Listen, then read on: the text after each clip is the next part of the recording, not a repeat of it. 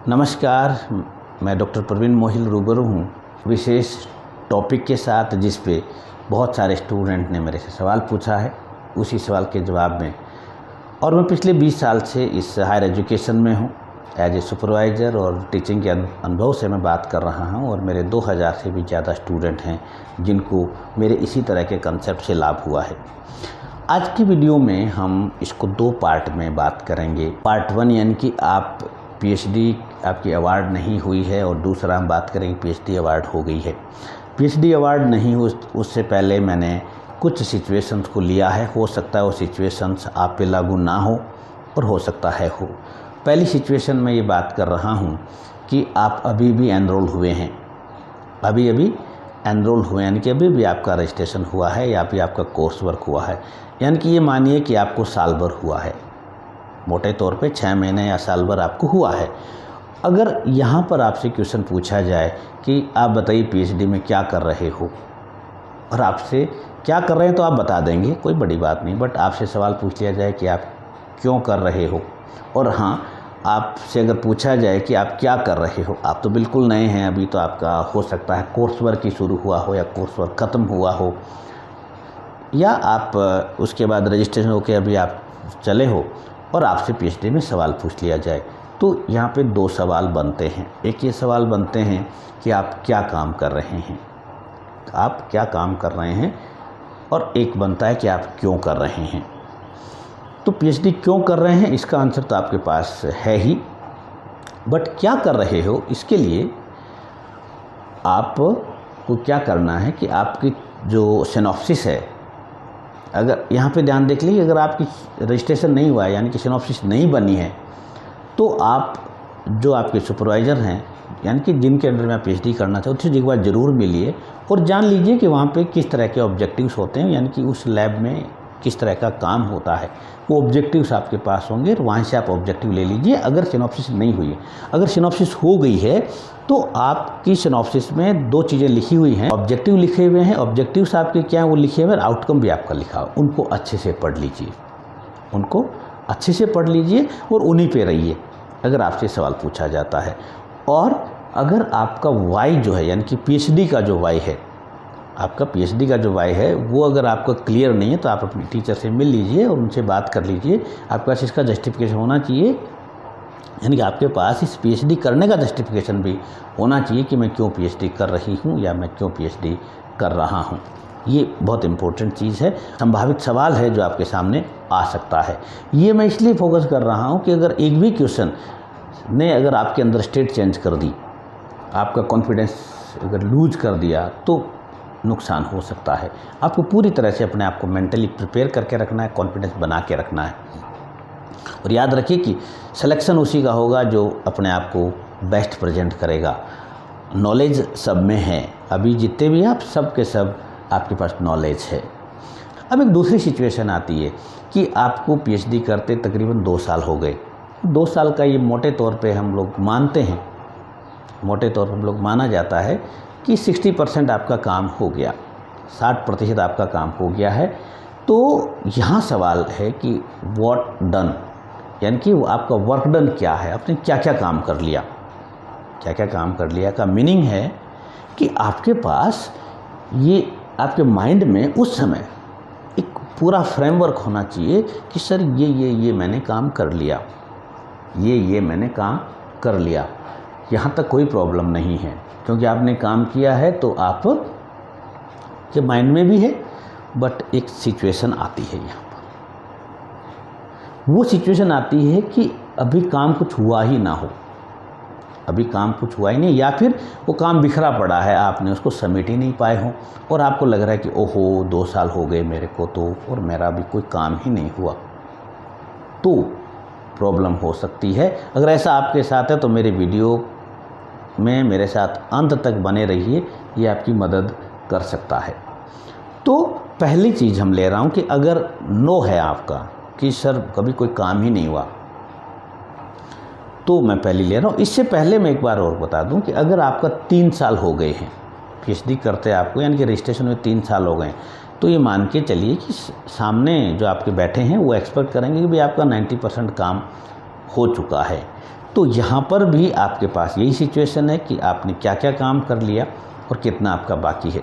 जो कर लिया और आपको पता होना चाहिए।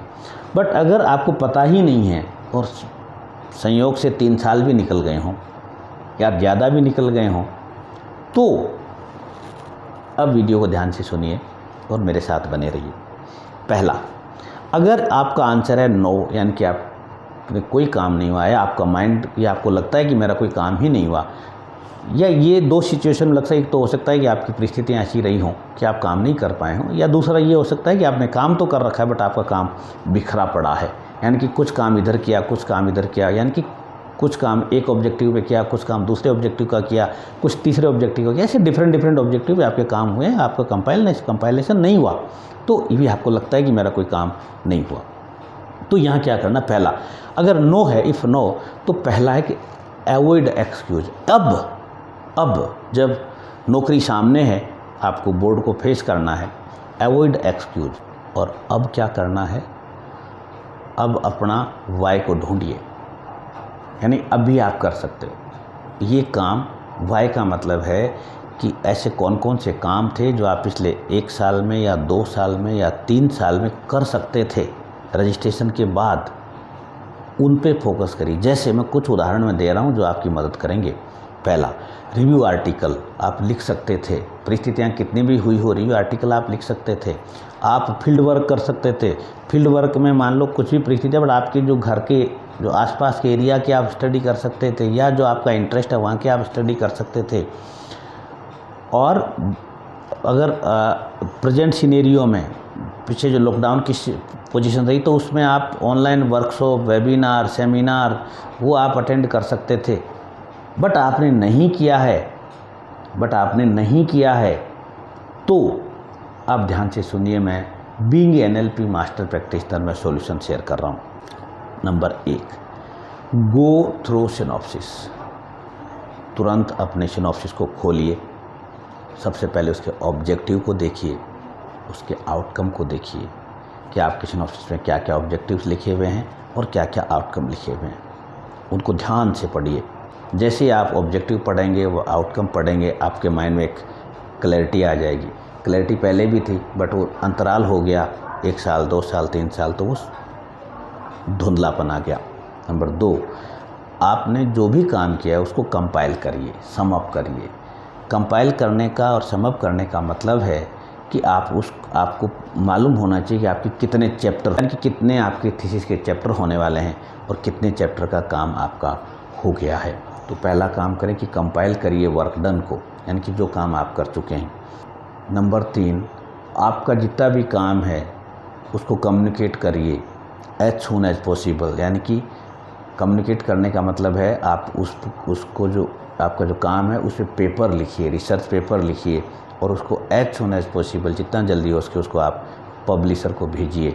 अपने मेंटोर से, अपने टीचर से कंसल्ट करिए और जल्दी ही जल्दी उस काम को भेजिए।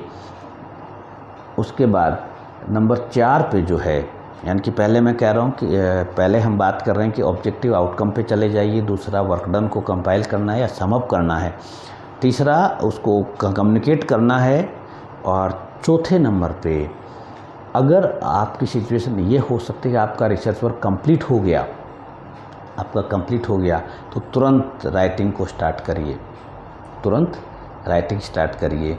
और 5वें में, अगर आपका राइटिंग वर्क कंप्लीट हो गया है, डन हो गया है, तो इसको सबमिट करिए। अगर आपकी सबमिट हो गई है तो उस पर इमीडिएटली वाइवा के रिगार्डिंग अपने टीचर मेंटोर से मिलिए। ये सॉल्यूशंस हैं ऊपर की सिचुएशन में अगर आप अटक जाते हैं तो। एक और सिचुएशंस आती हैं जो मेरे पुराने स्टूडेंट हैं, उनका सवाल था कि सर अवार्ड भी हो गई तब हम क्या करें, पीएचडी अवार्ड हो चुकी है तब हम क्या करें। तब क्या करना है कि फाइंडिंग्स और रिसर्च हैं, आप यानी कि आपने जो रिसर्च की है उसकी जो फाइंडिंग्स हैं या उसका जो रिसर्च हैं और उसकी जो एप्लीकेशंस हैं और उसमें क्या फर्दर आप ऐड ऑन कर सकते हैं, जैसे एज ए पीडीएफ आप क्या जॉब कर सकते हैं, यानी कि जो आपका काम हुआ। यानी कि एक सिंपल सी बात मैं इसलिए फोकस कर रहा हूँ कि किसी भी पर्सन को वो लोग अच्छे नहीं लगते कि जो खाली बैठे होते हैं। यानी कि आप 3 साल से कुछ नहीं कर रहे, ये मैसेज नहीं जाना है। मैसेज ये जाना चाहिए कि मैं कंटिन्यूअसली काम कर रहा हूँ।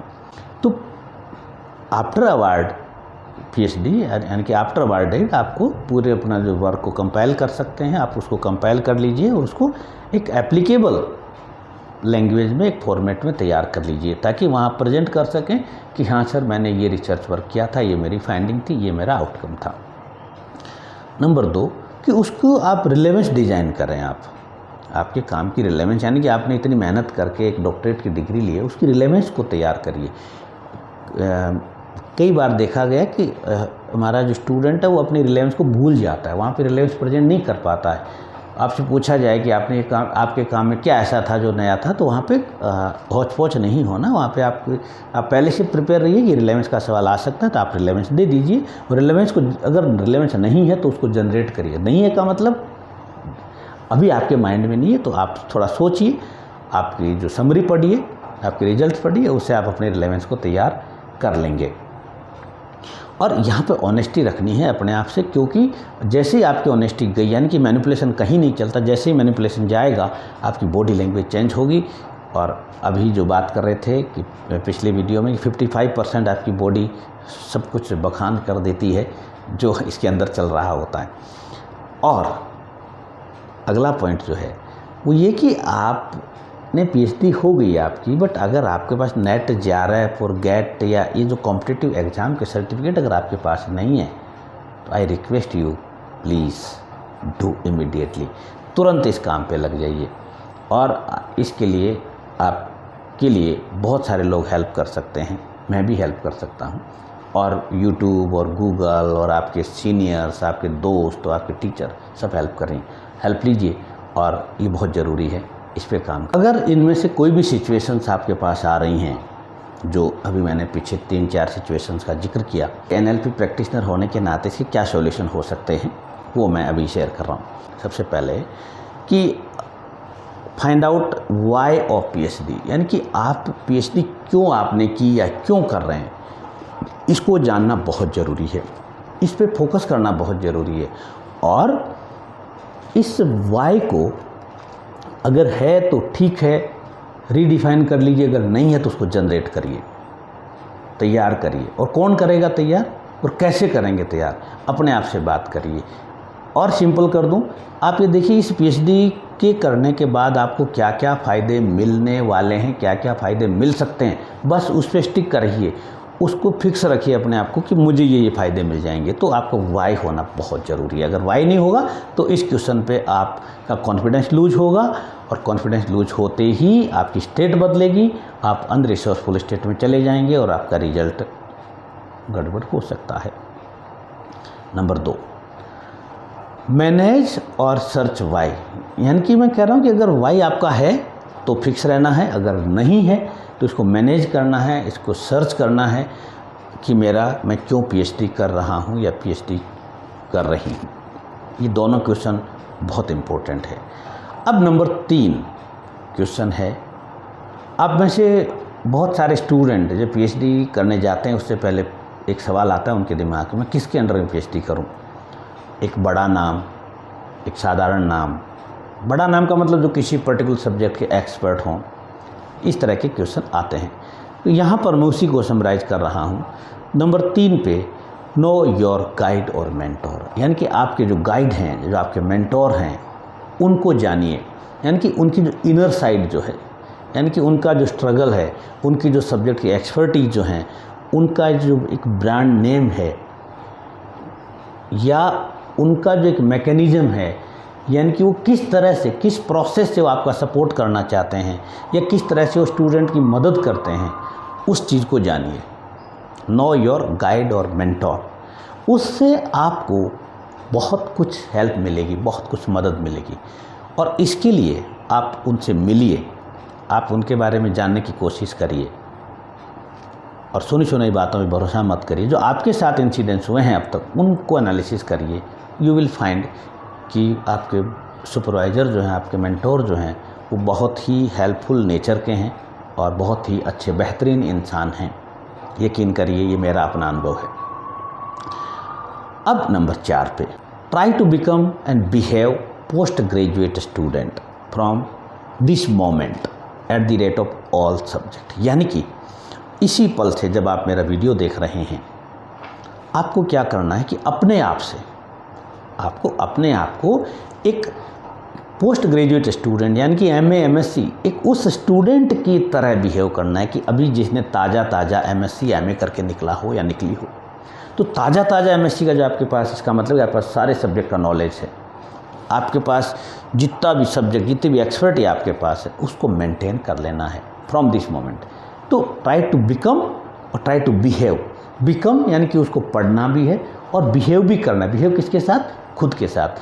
खुद को ये मानना है कि हाँ, मुझे पूरा नॉलेज है, मुझे पूरा नॉलेज है। और इसके लिए अगर ऐसा आपको प्रॉब्लम आ रही है कि सर MSc करे तो 2 साल हो गए, सर 5 साल हो गए, 6 साल हो गए, भूल गए, तो जाइए अपने 11th और 12th की क्लास में, उनको फटाफट पढ़ डालिए और फिर BSc को पढ़ डालिए, हो जाएगा काम आपका।